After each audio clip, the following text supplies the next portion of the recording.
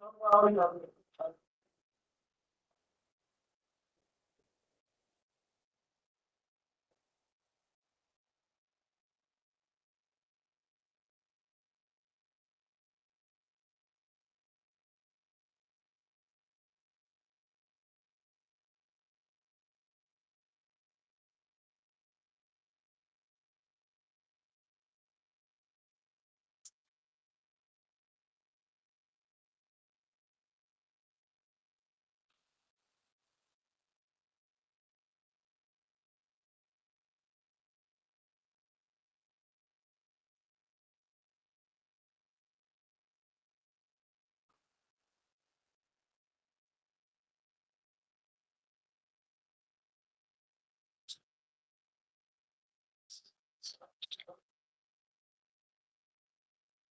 well, I thought, well enough. Well, I went to Birmingham this weekend. My husband was 3 years out, was trying to drive both ways.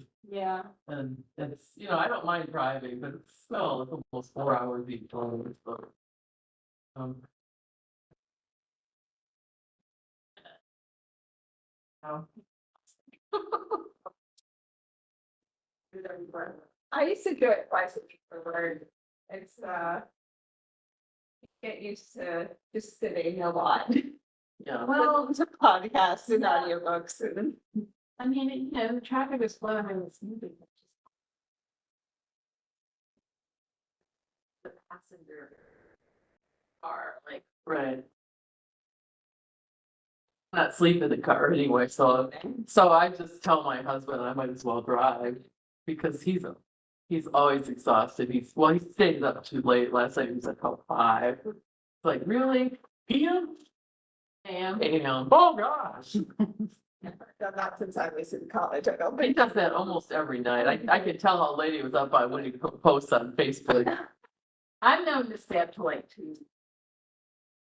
Well, he's always got one more thing to do, and then he's writing some philosophical thing at 3 in the morning on Facebook. And I'm like, could you just do that later? How much sense can you possibly make it for it? Yeah.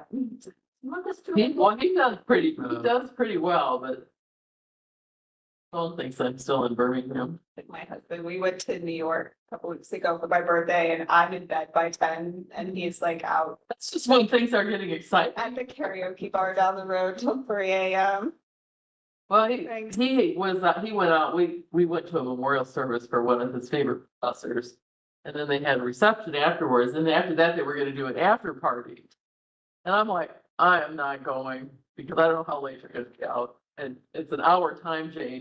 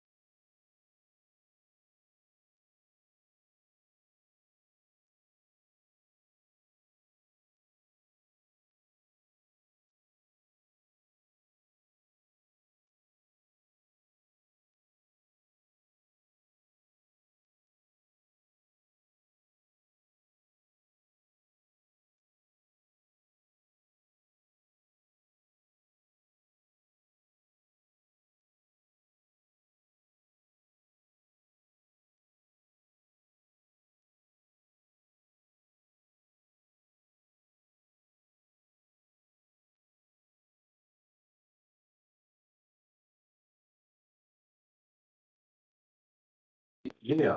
Yeah. And I had that rebound where, It came back. yeah, I mean, I had it That's why I a didn't. week and a half or something. I tested positive. I I took it, bothered but I feel but I'll do it. a lot of storage. Since I wasn't here the last meeting, will you, give me the brief rundown on the drama that happened? Was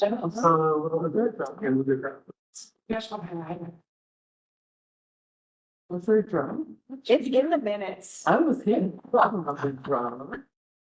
Must have been you, Dave. I would say it was pretty low dramas for the most part. Mateo, you put it in the minutes that there was drama. What? You know, I was checking to see if anybody was reading. State from consideration after some drama during the council meeting. Oh, no, that was, Mayor and Oh, it's me. Yeah. No. Yeah, so Stephanie Green was talking about, we would never presume that drama. Plenty of fire. It's way more satisfaction. Oh, yeah. Like this par for the course. yeah, because it was like, they were talking about invasive species, and then apparently somebody got up and was making the comment about like invasive people. And then they were like, let's just table this. I guess that was what it Well, was. I think that was why it was tabled. I think there was some. Carol Myers was some kind of clarity about bamboo and. They had to get some kind of clarity from the attorney about. Stuff invading, creeping over property lines. If it was there before the law passed or after. So there was some clarity. Well, bamboo is no respect for property line. So we got grandfathered, I guess, yeah. totally speaking. I'm only interested in tree council drama. Sorry, we didn't have a public comment, section. It's done.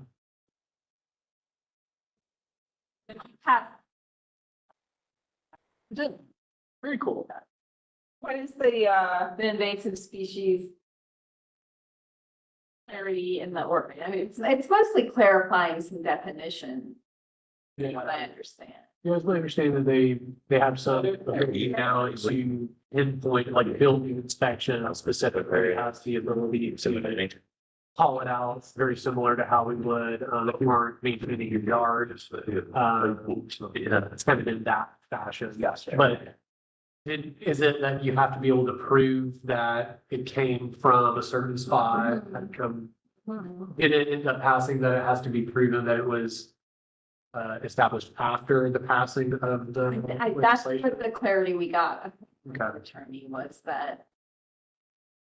There's like this clear line as to when the law passed, if your stuff's already crossed over. So responsible for it. they're taking pictures. Yeah, and that's what they were saying. We'll take a picture now for sure. There's sketchy stuff on your neighbor's side of the fence, or taking pictures, yeah. Deal with neighborly interactions all day, every day for the most part, so highly sensitive to that. Well, kind of unclear as to whether it's coming from your side of the fence or theirs. My neighbor and I are trying to clear up the mess between our two properties. We're not sure where it originated on either side of the Chicken property. and Both packing away. But if the tree falls, yeah. need two more. to Yeah, get to we that. got 2 more to vote. Come on. Come on, two people. Well, you said she was gonna be here, right? I didn't see her say that, but I have to check my emails the second half of the day. I've got it. Holly said no. And Sean, I think. Sean said no. Building a backlog of. Stacy said no, but she's not a voting member. Yvette didn't respond. Oh, I thought, I'm sorry. Yeah, Where's Joe? Who, I don't know. he's been missing a lot of meetings. Do we have to kick him out? Well, yeah. A good question. It's like that person you want to fire, but you can't really fire, like. But we had people on the board that didn't come for like a year and they were still listed as a member, like Dan. I even talked to Gene Spratland about that, and it apparently is very difficult for us to remove a member, so. Even though it says in the bylaws, if they don't come 3 times in a year, they're out. Yeah. I'm pretty sure Joe would be he would happily resign his position. For that reason, oh, that he's not allowed. I mean, yes, we can. Yeah. He's got a little one, so just. There was a woman that worked for Creature Comforts. What was her name? Laura? Was it? Victoria Goff. No. Anyway, she came to a meeting with me and Mary Attaway, a committee meeting back when we used to do those. And had a great meeting at Maypole, like came up with all these plans to do stuff. And then we followed up, both Mary and I, with emails to her. She never came to another tree council meeting again. Like just dropped off the face of the planet.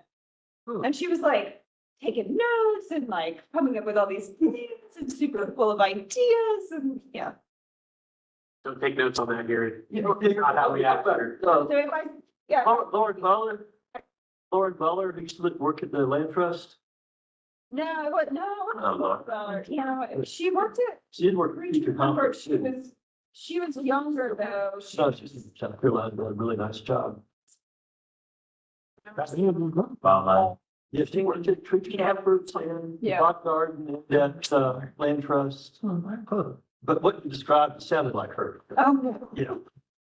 yeah, maybe life got away from her. Yeah. it does. Yeah. Busy. Hopefully doing well. She got married midway. Yeah. All right. Well, it kind of stinks because I wanted to talk about the tree council grant, see if we could actually do that this year. Well, I think we can discuss it and just go ahead and vote on it. Yeah, we just can't vote on it. I was actually really hoping that we could vote on me not being the president anymore. You're stuck until we get a quorum. Wah. Lauren. You're over there like, stop.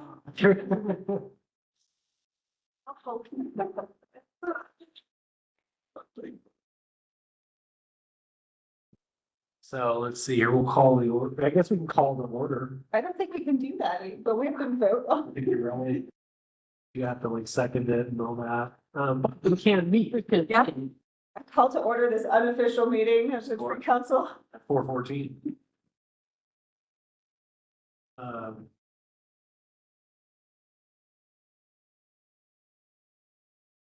You're looking at me like I run this thing. You're running this thing. Um, Well, I was hoping that we could vote on some of the changes here. If it doesn't happen today, then I was thinking, here in the next couple of days, I'll talk with Susan. And potentially be able to add some extra, some additional changes to the tree species list, just with additional information for, being fire wise. We don't really think about it very much here in Athens, about the idea of wildfire or potential for it, but It's just a matter of time. It is a real threat, especially given the homeless population that we have and people living in, not traditional housing and the potential for wildfire is very. yeah, and I went to a Georgia Tree Council meeting in Jefferson recently, and we were talking about like risks to the urban forest. One of them was fire. And there's a gentleman, I can't remember his name off the top of my head, but with the Georgia Forestry Commission, and he assists in making like a fire-wise plan for municipalities. And in doing so, you can benefit your like fire department's rating. What is it, like the NEM score or something like that? So we get better insurance rates within the city. I know there was like talk of a new fire station going out way on the east side on Morton, specifically for insurance rates out there, Except that all the people out there don't want it there. they don't want it, but there are other ways that we. Well, they'll put one out there somewhere. They just have to find where it's Somewhere. but So I think that's a cool way that, it could be tree oriented, but also hopefully saving residents money on insurance if our, ratings, fire wise ratings are different. So maybe that could be something that I can put into other proposed changes to the tree species list before we send it out. That one was the one where I just, anything that's in green Yeah. is a change. And I think that's the original one you got there. New, let's. Yeah, like new plantings, taking some of them out of conserved, or the conserved do not plant. But there may be additional stuff, additional potential changes for this week. You've already done the class, right? Yeah. So it's the wildfire risk reduction qualification. I think only Texas has it right now, and Georgia is one of the first adopters of that as a qualification you could put on your ISA certified arborist credential. But I don't think the ISA, the International Society of Arboriculture, is doing it as a whole, just because wildfire risk reduction is so different from state to state. But Texas and us are very similar, so I think that's why Georgia is really jumping on it. So I'm super excited to do that class. Is it all about species or does it have to do with planting? Is it proximity to buildings and that sort? That's one aspect, right? Like defensible space. I think also even they get into like construction of a home, how things are overlapped. Do you have nylon screening over your soffit fence, or is it metal? There's a lot that we don't really take into consideration, or we don't think about being from Georgia. One closer. How can embers enter your home essentially, because the most likely place for a fire to start in your home is through the attic. And so if it can get into your attic, then basically you're screwed. Prevent that, and then how to prevent it from even reaching the house in the first place through like ladder fuels, so keeping your wooded area clean of ladder fuels and debris that could potentially carry onto your house.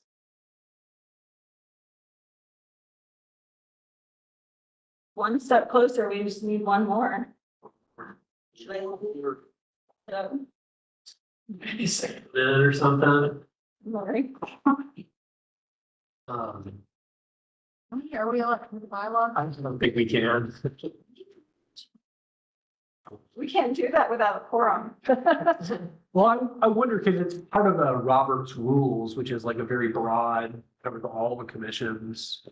I should check with Gene Spratland though. Oh, we're supposed to be revisiting board and commission rules, government operations. On the back burner for other stuff, but how to change bylaws to ensure that.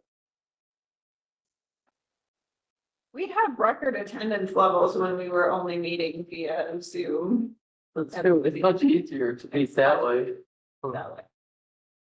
I wonder if maybe going to like an every other meeting being virtual would benefit everyone. Maybe. I like face to face, so that's why I say every other maybe, but. We're just allowing people to call when I'm weird or something. I know on the commission, we're allowed one call in per year. That's state law. So is that where you're like virtually there Yeah, essentially? you can call in if one official like agenda or voting meeting a year. So all of my board meetings for the Georgia Arborist Association are virtual except for one a year. 1 or 2 a year. And then when I was on the Georgia Tree Council, all of our meetings were, even pre-COVID, were called. So, You've got folks scattered all over the state. yeah, Travel. but it is a lot easier for people. We have a lot better attendance. I know Holly has expressed before the problem, why she's not here now. I know that, but she said that it just doesn't work. I think last meeting, we didn't have one, maybe that's what she did go back. I get people with kids, it's hard.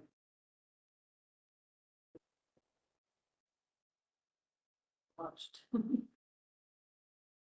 Yeah, but is there anything in the county bylaws about the committee meetings that would prevent us from being virtual?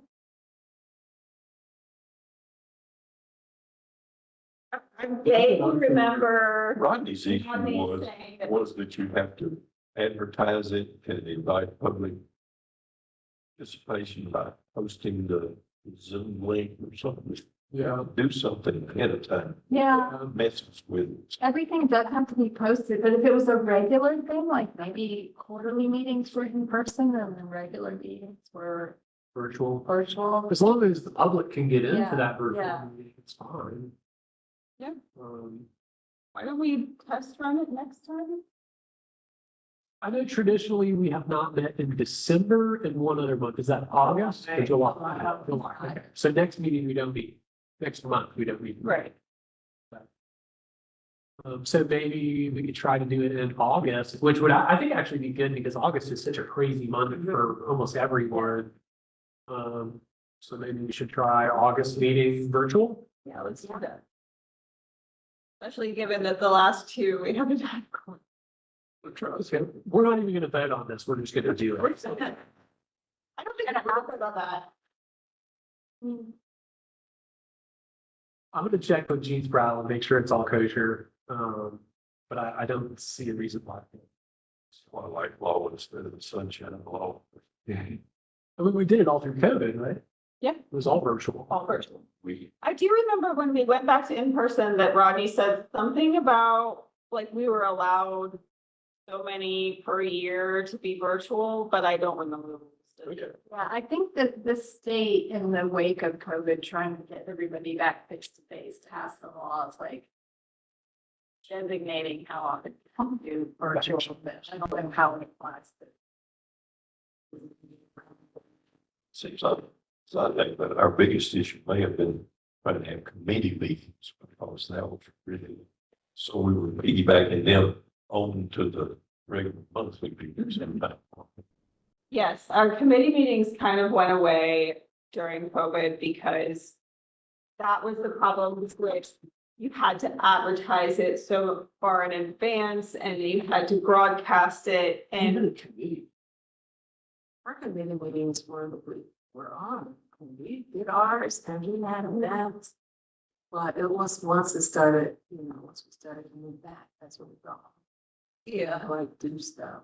But when we were online, you were getting stuff done.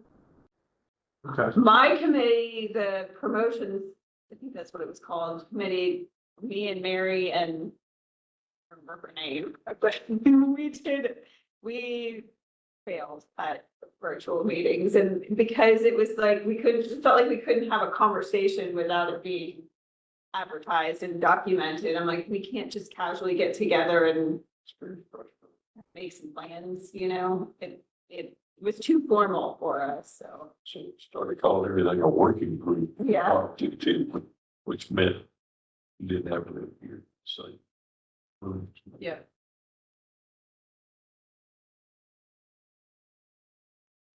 August meeting will be virtual.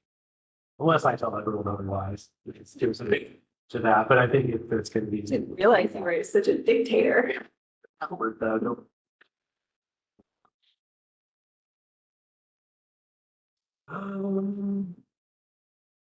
Does anyone have anything that they want to discuss? They are itching to discuss. Well, I did go to the Blueberry Festival. Cool, yeah, how was that? And I go invasives, info table there all day long. I saw that thing. And I auctioned off my services at the silent auction, raised $165 for the future of the Blueberry Festival. Cool. But it seems like a neighborhood that's interested in, getting together and doing something. Yeah. And they're having a little barbecue celebration for the people that were at the event. Was coming Wednesday. And I'm going to go to that and I'm going to propose a project for the neighborhood. And that's, I spoke to you about saving the trees across the road from them. And behind Oglethorpe Elementary, there's a whole lot of Oriental bittersweet back there, like 4 acres worth of it. That's bringing down the trees. Is that Clarke County School District? Yeah. Land? Yeah, I looked at the plat. It's like 40 acres Some of it is, YMCA property. The borders right up to that, I think, but the line, I think was equal 40 acres that was public. And I'm gonna propose the site as the Rivers Alive basis removal site next October, so that's kind of in the work. But you have a contact with the Clark County School District permissions? I could probably help you with that. Yeah, well, okay, Randy Smith, who's the facilities supervisor at the Nature Center, several of his Eagle Scouts and his Boy Scout troop have done projects at that site. So that school is used to having people doing stuff on their property. I know several mountain bikers who would be interested in helping with that too. Okay, yeah, it's not much of a trail site. It's kind of a wetland.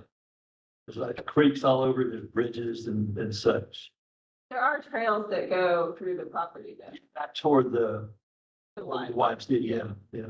You'll always be surprised with how many mountain bikers there are. Oh, yeah. And how willing they are to do work on trails, yeah. But what we're talking to that neighborhood about is an ongoing stewardship of the site, because you can't just fix all that kind of, especially that Oriental bittersweet stuff. It's just, What is Oriental bittersweet? it's like worse than kudzu. What's It- it like? It's Round leaf. Is it a vine? it's a vine, it's real common up in North Carolina. It's just a mess up there. I've only seen it in like 3 different places in Clark County. And just a few vines, this is, I don't know what happened there, but it's got real pretty little seed pods with orange berries that are real popular to make Christmas wreaths out of. And we think that's how it gets spread, is people make a little Christmas wreath and then you frisbee it out to the backyard to recycle it and. Maybe seeds. Yeah. But it was, so I was just really horrified to see these species in Clark County and that much of it. And there's probably, we need to, if we could somehow do a survey for the surrounding properties, see where else is popping up. But you don't want that to get loose. Athens-Clarke County, I think it's the Geographic Information Office, just got a contract with a company called Near Map. They do drone photography of the whole county. So it's aerial photography, very similar to what we've had with Eagle Eye. But they can schedule flights at certain times.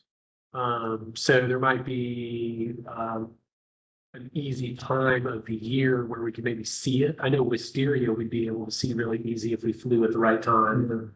But I wonder about bittersweet. I think it's deciduous. But if you got it while it was in fruit, that orange maybe. Yeah, you should zoom in on the ups. See if there's trees that drop leaves at bottom. But would you want to wait that long? Because once you drop, or maybe the season might start. I was just thinking about. Yeah. Just to find new plots maybe. But I've been thinking about it for wisteria specifically. So that, what do you say, Near Map? Near Map, yeah. So who hires them? Is it legal services or sustainability? Geographic Information Office. And then I think they've had money kicked in from like Central Services for like a impervious surfaces layer to be put into there. And I think Public Works might have also chipped in money for that. I tried to convince them to spend $7,000 on a vegetation package, but there we go. Not this time. Maybe in the future. Are anyone there, forest sites, are they talking about like inside of the neighborhood, like combating vining invasive species? In my earshot, that didn't come up as a neighborhood, but I heard lots of individual people talking about, mainly about wisteria, like my neighbor's wisteria and that kind of thing. Well, I'm glad you were there to just kind of bring it up, start the conversation about it. I know that'll probably make it easier for someone to go to their neighbor and say, hey, I heard about it at the Blueberry Festival. you got a bunch of trees with wisteria on it, you know, what can we do? So thank you for going to that. How would you remove it? Do you just kind of cut it and chill it at the base and just The- let it die? Or, let's see. Yeah. Yeah, you would do that. I mean, like kudzu and wisteria are relatively easy to cut and paint Okay. where you find it going up the tree, but the Oriental bittersweet, it's going up that tree and it's just sprouting all around. So there's like the big vines and just billions of little skinny ones that you have to deal with too. It drops the feed once it gets up there. Yeah. And apparently like kudzu seeds hardly ever sprout, so the kudzu is easy in that Right. respect. And wisteria seeds, they just go straight down around that tree and usually don't sprout because they have competition from the original wisteria. The seeds, wisteria seeds that they get in the creeks, they spread that way. So kudzu and wisteria don't really spread that much by seed, but this Oriental bittersweet, the birds just take it all over the place because it could be a real nightmare. So I want to stop it now. Is there a better time to do it, like that city? Better time of year? Not really. Just, cut and paint works anytime. Okay. Does that work for English ivy too? Because I'll get that all over my backyard. Yeah, up the trees. Yeah. Cut and paint will work just fine. That's my retirement project. Get rid of all the invasives in my yard. There won't be anything left, but But you'd be surprised what comes up after you do it. yeah. I have this stuff that's called Mexican hydrangea or something like that. It's pink flowers that look kind of like milkweed and it spreads by runners. Oh, you see the big leaves, Uh-huh. little like burgundy, yeah, I didn't know what that was called. That's what, I'm sure that's not the scientific name. But it's spread all over my yard and because it spreads by runners, it's really hard to get rid of. You're near a spring zone too, aren't you? Yeah, it didn't come from the stream though, I 'cause the know, stream's but farther I'm just down. thinking about the basins in general. Yeah. Tend to move. That's pretty good thing. I got privet all over too, so. And some weird new vine that's coming up and grows about a foot a day. That's. It goes straight up about 12 feet, then it starts spreading out. I need to get a good ID thing for my phone and then I can figure out what all the official names are. I have like 3 or 4 and none of them are fantastic, but between them, I can usually figure out what I'm, yeah. Picture this worked fairly well for me when I had it. Seek is the Oh, one nice that one. use. Seek. Plant snap is okay. First thing you have to do is know what you're up against. Yeah.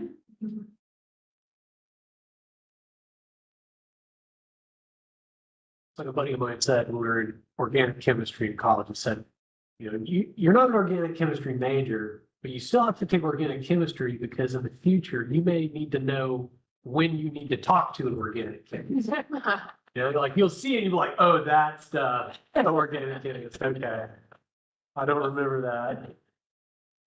Oh, that's a little bit of help. You need to know when you need to do seek.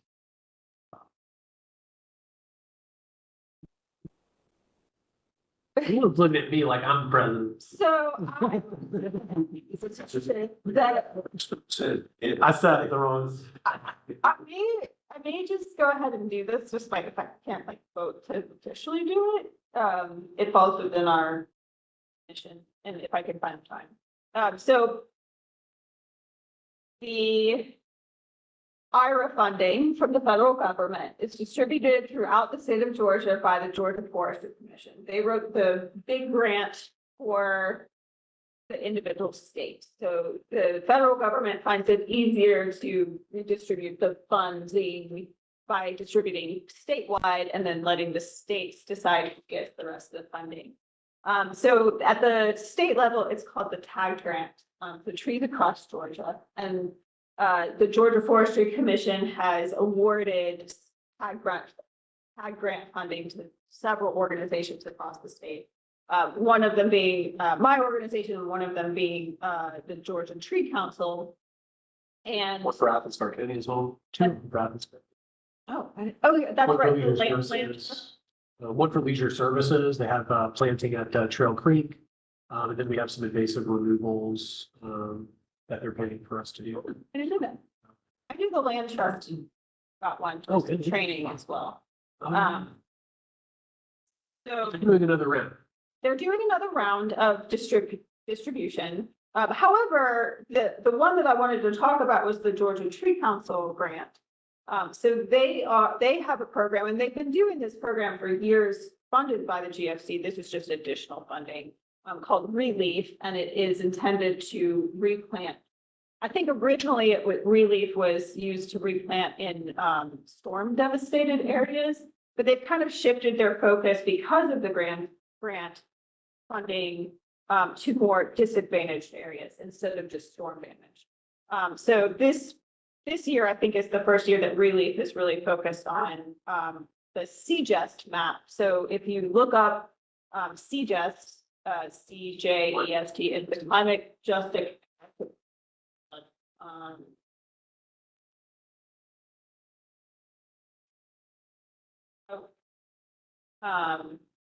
Climate and Economic Justice Screening Tool is what CGEST stands for.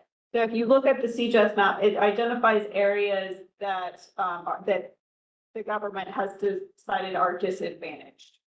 And so that they are economically disadvantaged and therefore are more likely to suffer the negative effects of climate change. So they're trying to make sure that the IRA funding, the TAG grant funding are focused on serving those particular areas.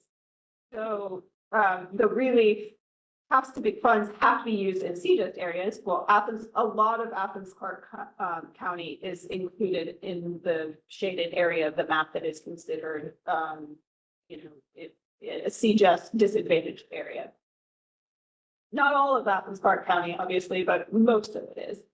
So the Georgia Tree Council has two means of distributing to the kind of county level. One being that you can request money for plantings, and then you can also request funding for tree giveaways. The plantings, and this is the first time that they are not requiring a match in funding. So previously with the Georgia Forestry Commission, strictly grant, you had to match whatever funds you were requesting, which makes it really difficult if you don't have money to begin with. However, this time you don't have to match. So there's two ways you can ask for money for plantings, which requires a little bit of extra work in that you have to have a site plan and a map. You have to have a 3-year maintenance plan. You have to be endorsed by the local government, which wouldn't be a problem for us. And you also have to find property to plant on, and you can't plant on personal property. So It's got public. it's got to be public.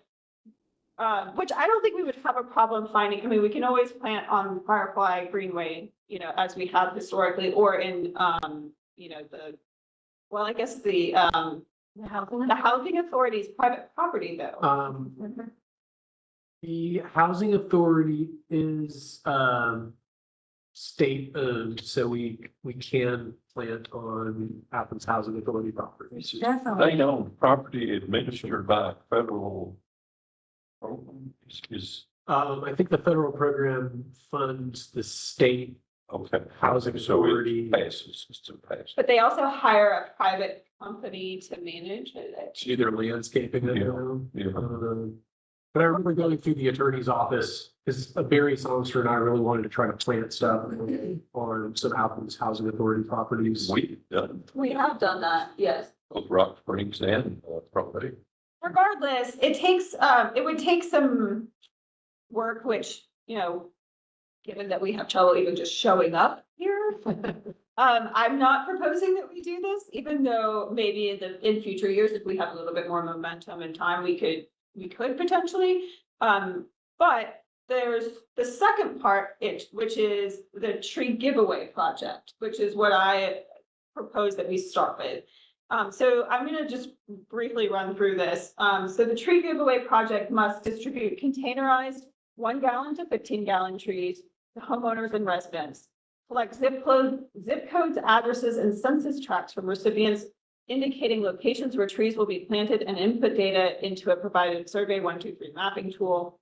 Distribute educational materials, which will be provided by the Georgia Forestry Commission, such as the tree owners manual, yada, yada, yada, fact sheets. Give them information on how to properly plant. Develop a plan for the distribution of any trees left over after the initial event, and any deviations from the plans from the original application must be cleared by the Georgia Tree Council. That's the basic rundown. There's a little bit more, but so what I'm proposing would be that we work in conjunction with an already existing event to distribute the trees. So for instance, like we could hand them out at the West Broad Farmers Market, which is located within one of the CJust shaded areas, disadvantaged areas, to distribute the trees so that we wouldn't be hosting our own event to distribute them. We would just work in conjunction with something that's already happening. This program is also CJS Yes, so this is, oriented. yes, it's specific. for- Has to be 100% in the Yeah. disadvantaged community. So, like we could potentially host it at the Athens Farmers Market, but Bishop Park is not in the CJust map area, disadvantaged area. And Athens Country Club. Maybe Just.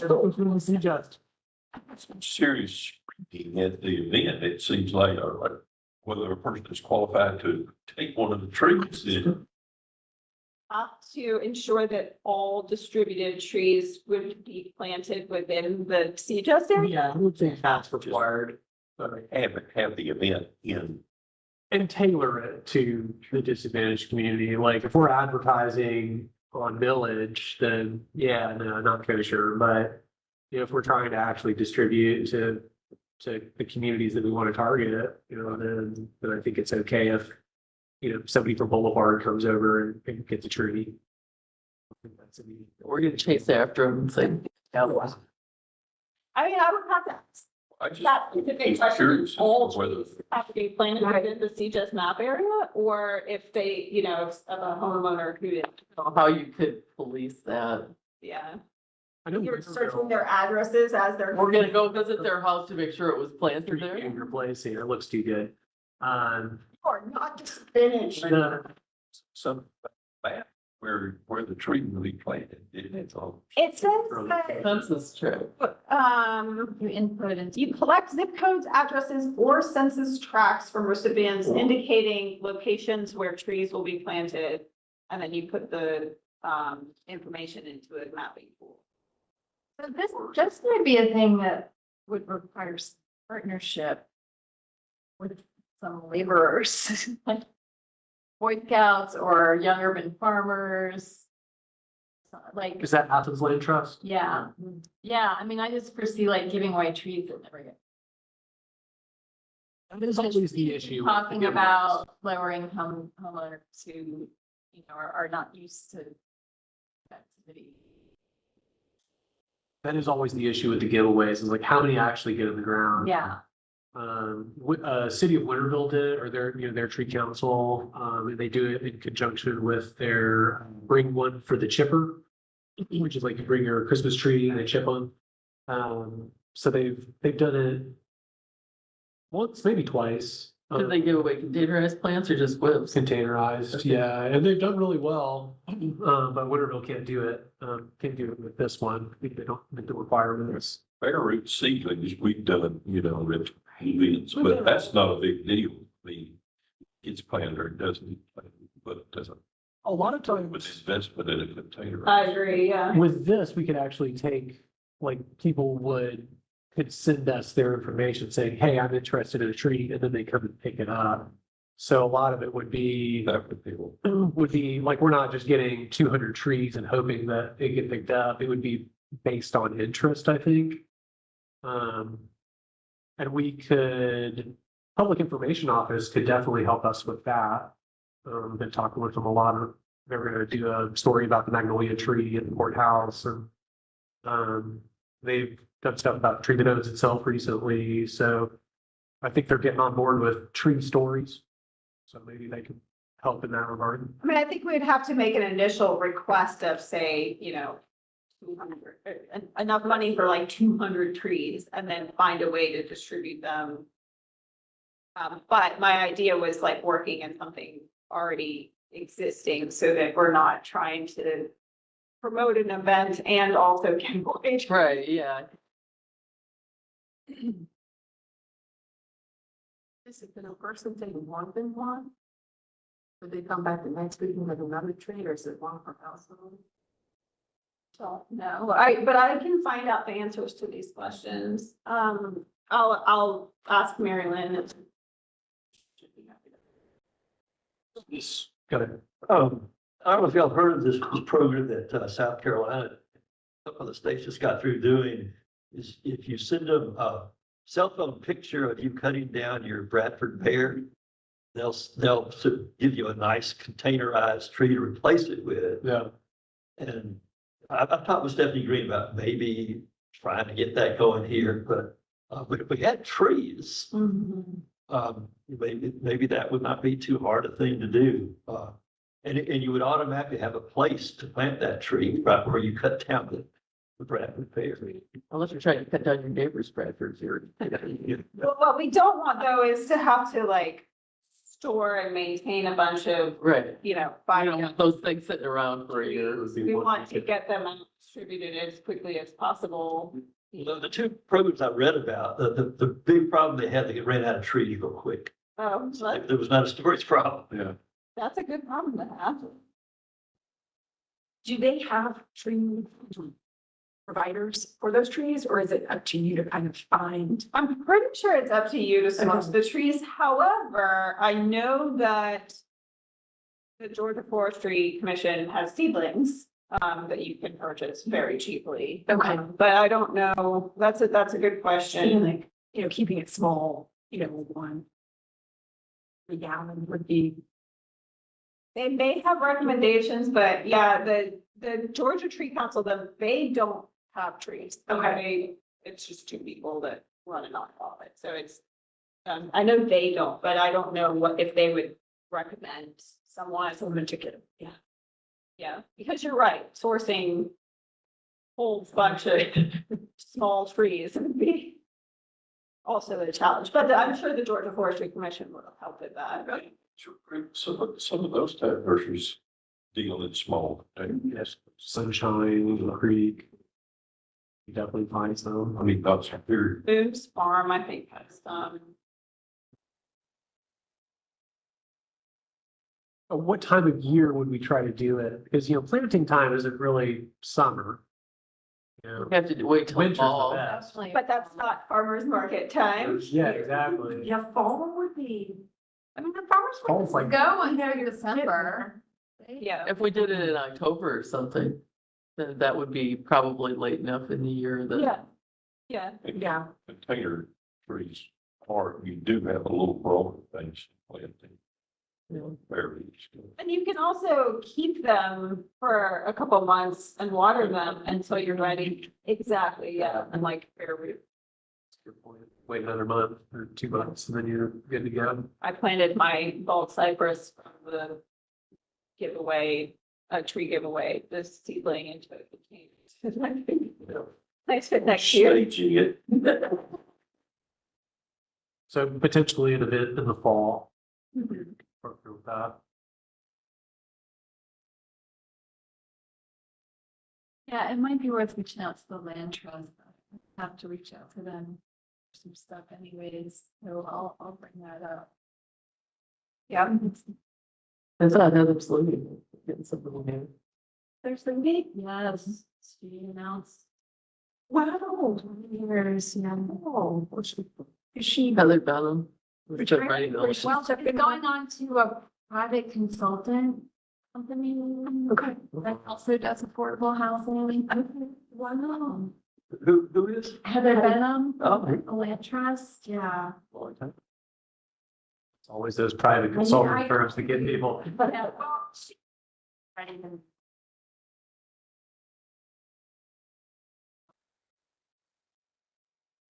just had a few battles to fight.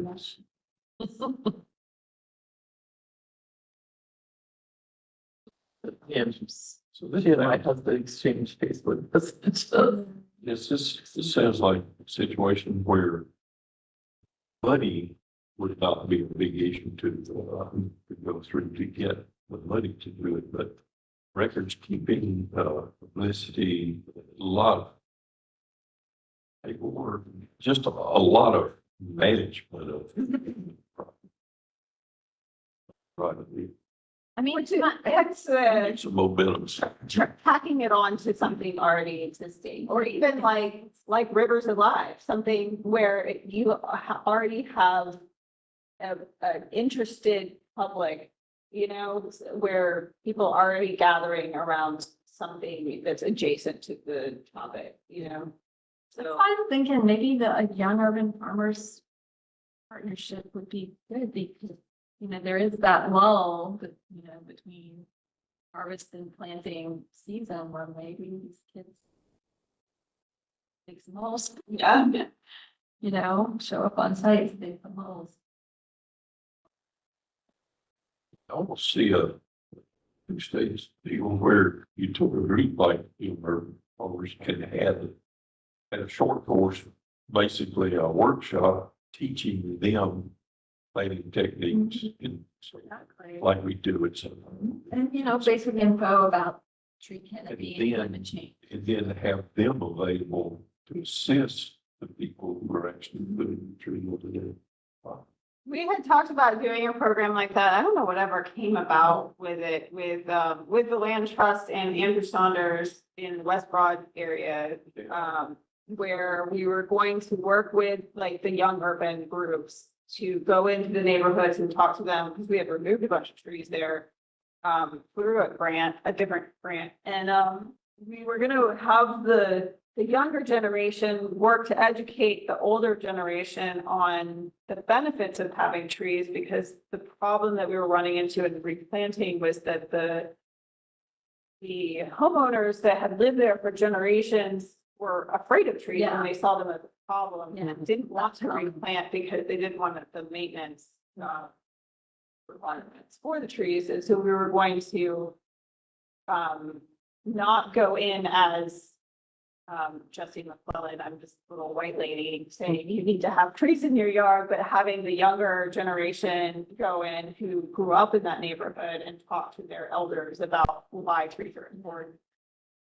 It never happened. I don't know why. I mean, it might be helpful to stick to smaller canopy trees too. It's the big trees really do scare people. because Yeah. They, you know, municipal, like, very houses. Expensive out. But you know, get a bunch of service berries.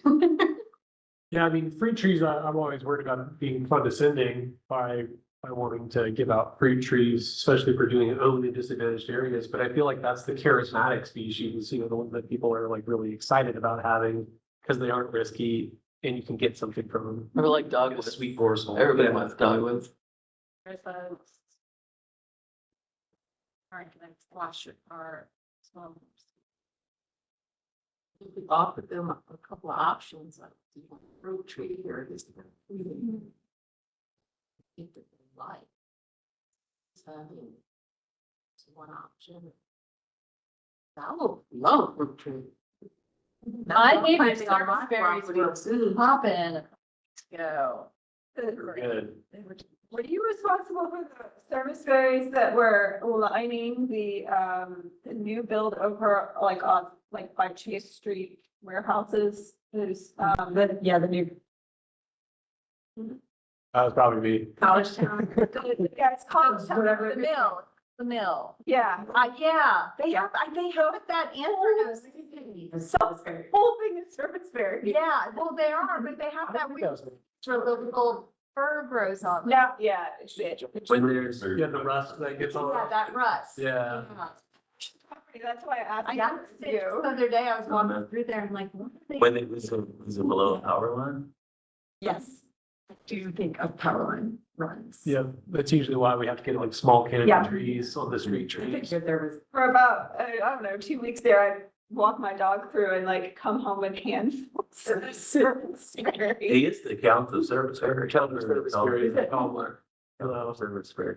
What's it, we, in our small and very small, it's pretty slim pickings Yeah. on nurseries growing trees, so we're real limited, and we've been trying to move away dogwoods and super sunny street settings, and so when you move away from dogwoods, you really narrow it, and Yeah. service berries out there, what we have run into with service berries, and what we think we will is the multi-stem, and people, ever since the crepe murder, generation came about, we do worry about that with service berries. Oh, yeah, Yeah, just talk.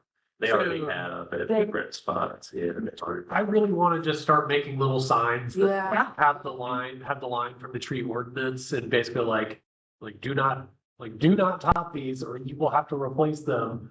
But I can't really do it on private property. It's and- hard, it's hard. College pro landscape and we'll run through. Yeah. Because they can bill for it. Yeah. That's their duty. And then once you educate 1 year, then the next year, There are different people working. different. That's what we saw at the schools, because of my students were gardens, and that was.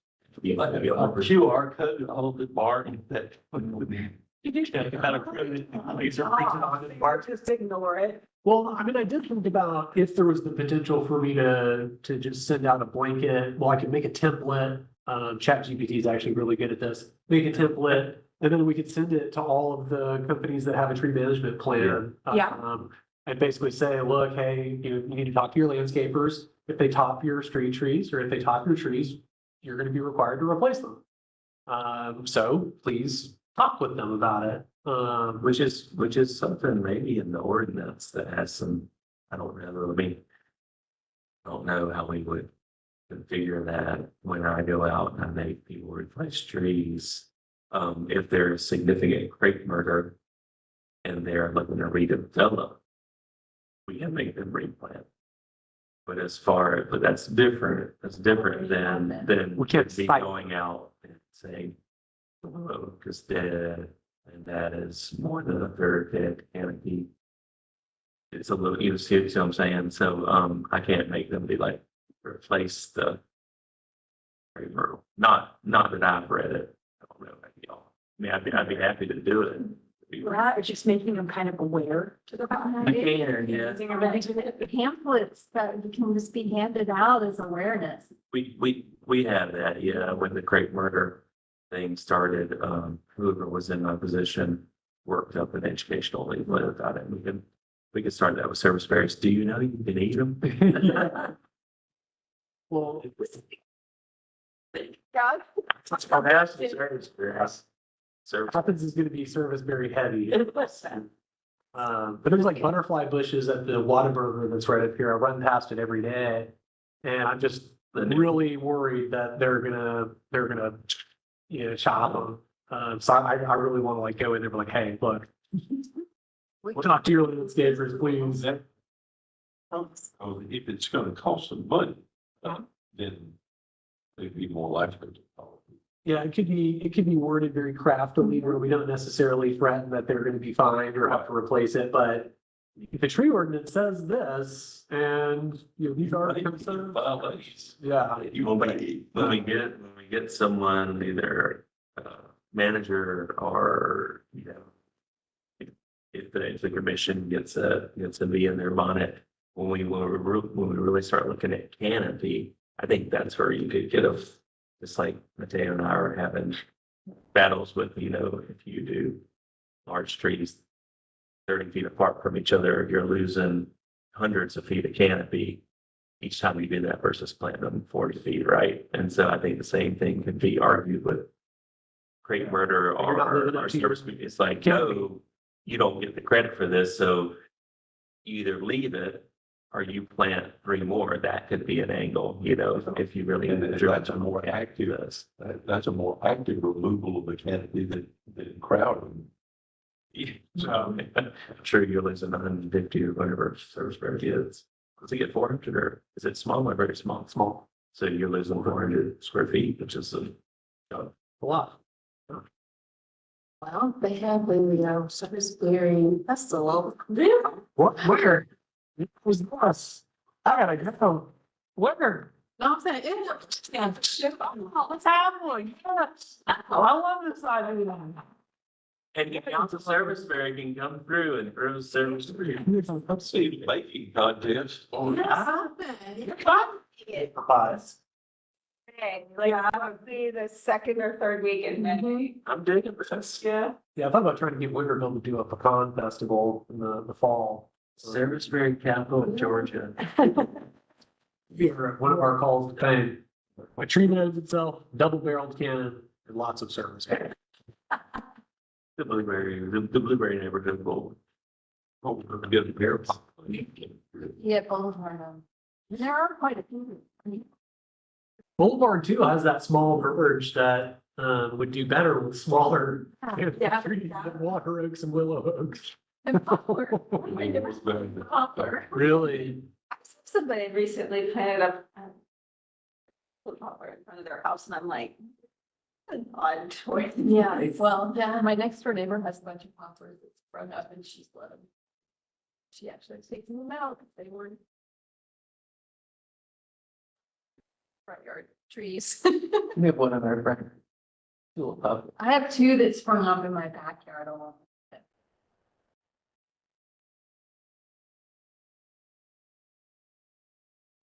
Well, that's all I have.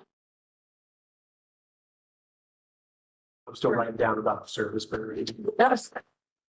Okay, so That's. Yeah, what are your? Things we focus on is getting those out. Yeah, I mean, they're low maintenance, they're fruit, yeah, pretty. I feel like you can get them often in smaller containers as well. yeah. And then you pass out the education about them, do not crave over them. Yeah, you heard about maybe longer line. Yeah. Well, they'll do have some kind of rust or something. And we were just talking. Yeah. I've seen those on most every service berry that I've harvested from. On the berries, it just looks little. Yeah. If they look like it's grown first. Yeah, yeah. I was like, I'm not gonna. It So, might be. What'd you say, Lynn? It's probably cedar apple rust that's using it as an alternate host. Like for regular apple trees. You could do either fungicidal sprays in the spring or like competitive colonization sprays, maybe with like neem oil and other beneficial bacteria that you can spray in the spring. I would prefer that over fungicides, but Or just later in the grid, Easter red cedar within 10 miles. that's tough.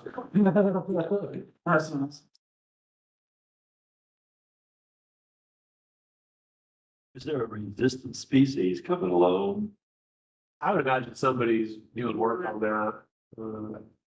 I should tell select trees to get on it. Just in time for the festival, yeah. You got 1 year.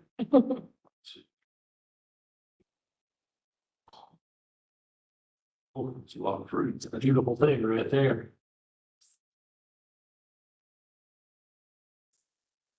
Yeah, that's my wife and I ate them off Barnett Shoals Elementary School. They have some of their property. We ate them off spring. And you could see it starting to kind of spread. What do they taste like? Blueberries? Do they? Very similar. I think they have a cheap thing, you know, and that rose family, like the apple seed has that kind of cyanide cherry taste to it. It has some of that, yeah. Yeah, I was gonna say, I think it's a cross between a cherry and a blueberry. Okay. They're a little chewier than. Like, yeah. It's watery, right? So, or they're fully ripe, still edible. And They were, she brought their popular in Saskatchewan, the Saskatoon berry is a version. It's the first one I have, it's dried. I like the name Shadbush, it's a pretty sweet name. When the shad would run, it's. Sarvis berry. We got in the mountains when I was a good one, graduate board. Bears would climb, I mean, these were large trunk. Glaciers like Canadensis, I think, stood in the county. They climb up in there and just ring the limbs out. Make the fruit. Yes. We can get the author to come speak. The author's new book is on service. Robin Wall Kimmerer. Yes. Yeah. Anybody read They're Reading very- Sweetgrass? Oh, Very, yeah. very popular book, but her new book is all about service berries. Seriously? Yeah. I didn't know that. See, and get those invasives in there, remove those. And do- Yeah. And What's that? I'm calling Robin. You know what? Right. If Forest Heights can have a blueberry festival, then Boulevard can have a service berry festival. Yeah, all right, I'll get on it. I love the idea of having festival, like each neighborhood having a festival. I really like that idea that Bart and Clyde came up with, so love that. See neighborhoods getting together. we got a good many owners with Figs and Great Acres, so Big festival. spread it out. Oh, these things are great. It's all gonna be based on fruit. That'd be okay. Yeah. Who's gonna come to a potato festival? The British, that's about it. No, I gotta go on. Yeah. Have, We're at a party anyway, so. It's ripping on service berries, so.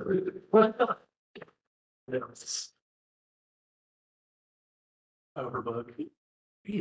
She has a really good, like, small piece on it that, Sorry, Al. I think I sent it out to everyone at one time. Yeah. Well worth a listen.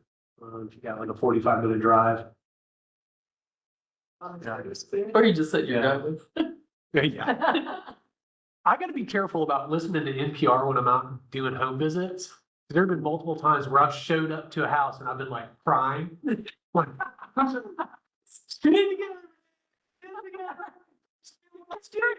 have you ever heard Sean talk about his serious driveways? Yeah, next time you see Sean, ask him that. Oh my God. Good, I'm not the only one. Thank God. I always do some tearjerker for me or some real happy story right before I get. I mean, imagine trying to tell people the weather after listening to a particular story and not like commenting on. Oh, yeah, because you were on the radio, weren't you? You had to do that. There were moments, particularly moments that I should recall that were like I was choked up. I think that makes it a more complete listen, even the host is Affected. affected by it, yeah. Gives everyone else permission to be affected by it. So I think we're done.